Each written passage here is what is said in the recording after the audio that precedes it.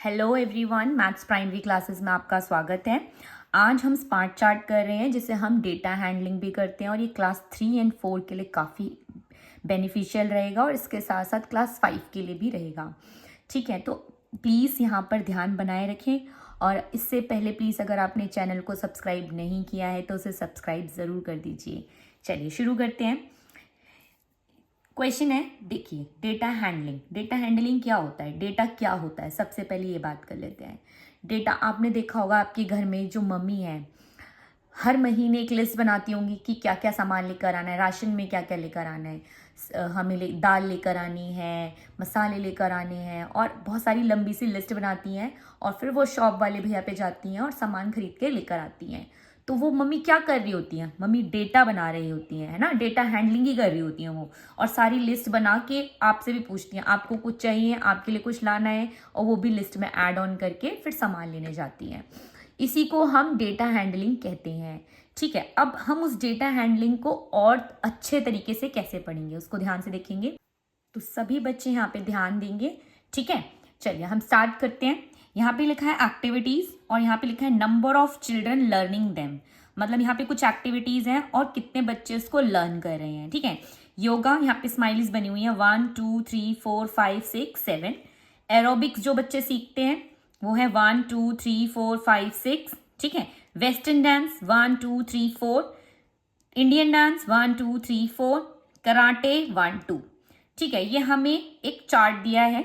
ठीक है, इसको ध्यान से देखना है। इसके बाद नीचे की पॉइंट दिया है, ठीक है, जिसपे हमें ध्यान देना है। मेन पॉइंट कि 1 स्माइली का मतलब है 10 चिल्ड्रन। 1 स्माइली का क्या मतलब है, 10 चिल्ड्रन। मतलब 10 10 10 10 10 10 10। तो योगा में कितने बच्चे हैं, 10 20 30 40 50 60 70। इस तरह से आपको देखना है। ठीक है, यहाँ पे नंबर्स नहीं है, हमें खुद से पता करना पड़ेगा कि टोटल कितने नंबर दिए गए हैं। ठीक है, बस हमें इतना बता दिया जाएगा कि एक स्माइली का मतलब 10 बच्चे हैं। ठीक है, एरोबिक्स में कितने हैं, 10 20 30 40 50 60 बच्चे हैं। वेस्टर्न डांस में कितने हैं, 1 10 20 30 40। इंडियन डांस में कितने, 10 20 30 40, इसमें भी सेम बच्चे हैं। कराटे में कितने, 10 20। अब नीचे कुछ क्वेश्चंस दिए होंगे हमें। ठीक है, अब हमें इस चार्ट को देखकर, इस डेटा को देखकर हमें इनके आंसर्स देने होते हैं। सबसे पहला क्वेश्चन है, कितने बच्चे एरोबिक्स सीख रहे हैं। कितने बच्चे एरोबिक्स सीख रहे हैं, एरोबिक्स का है, ये लिखा है एरोबिक्स। एरोबिक्स में जाएंगे हम। ठीक है, ये स्माइलीज हैं और एक स्माइली का मतलब है 10 10 20 30 40 50 60। टोटल कितने बच्चे हैं इसमें, 60। यहां पे हम आंसर लिखेंगे 60। ठीक है, 60। नेक्स्ट है, कितने बच्चे इंडियन डांस सीख रहे हैं। अब इंडियन डांस देखो कहां लिखा हुआ है, ये लिखा है इंडियन डांस। इंडियन डांस में कितने, 10 20 30 40। 4 मत लिख कर आ जाना, 40, क्योंकि एक स्माइली का मतलब 10 है। राइट, अब अगला है, सबसे कम बच्चे किस एक्टिविटी में है। किस एक्टिविटी में सबसे कम है, तो आप देख के ही बता सकते हो। देखो यहाँ पे स्माइलीज ज्यादा है, यहाँ पे भी है, यहाँ पे भी है। सबसे कम स्माइलीज कहां पर है, ये रही। तो सबसे कम बच्चे किस एक्टिविटी में है, कराटे में है। 10 और 20, 10 20, सिर्फ 20 बच्चे हैं। तो सबसे कम बच्चे किस एक्टिविटी में है, कराटे। आप यहां लिख देंगे कराटे। देखिए कितना आसान है ना। अब आप सोच रहे होंगे ये तो बड़ा इजी है। बहुत आसान है, बहुत इजी है, कोई भी बच्चा इसे चुटकियों में कर सकता है। अगला है, किस एक्टिविटीज में बच्चे बराबर हैं।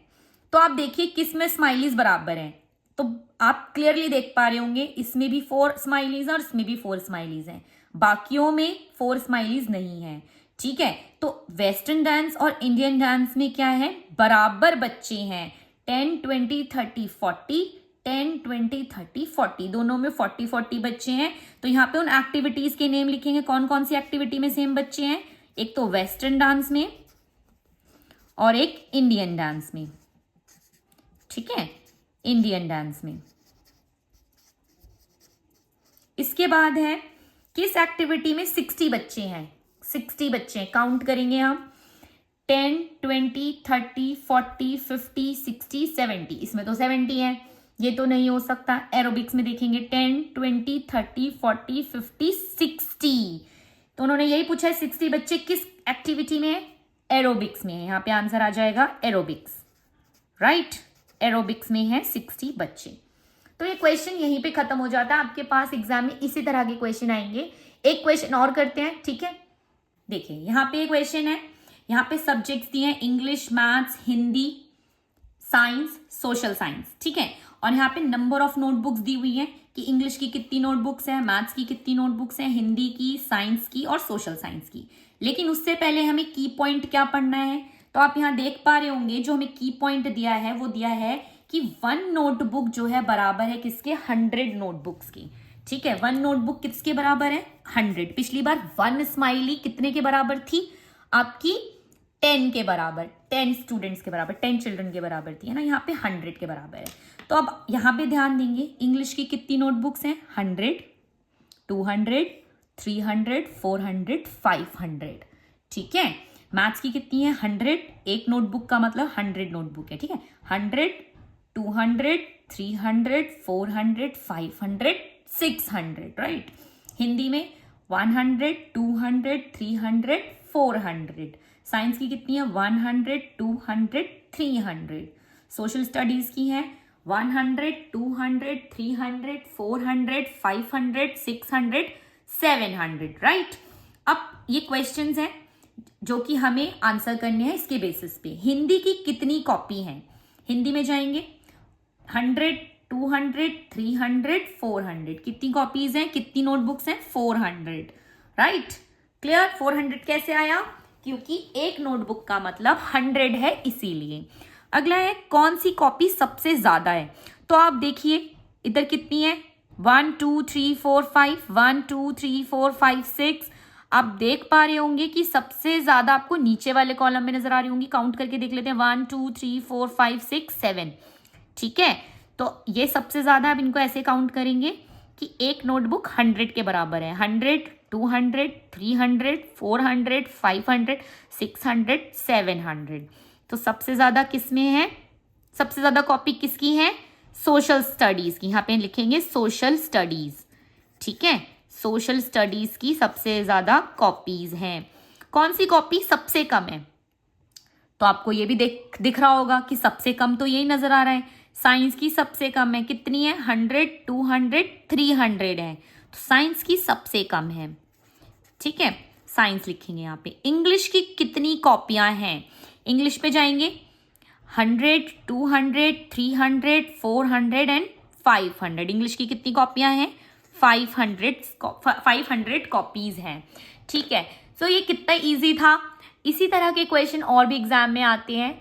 आप अगर इन 2 क्वेश्चन को अच्छे से समझ चुके हैं तो आप ये पूरा चैप्टर कर पाएंगे, क्योंकि पूरा चैप्टर इसी तरह से है स्मार्ट चार्ट का। अगर आपका कोई भी क्वेश्चन या क्वेरी है तो प्लीज़ आप मुझे कमेंट बॉक्स में पूछ सकती हैं। और अगर आपको वीडियो पसंद आए तो उसे प्लीज़ लाइक कीजिए और अपने दोस्तों के साथ शेयर कीजिए। तब तक के लिए बाय बाय, थैंक यू।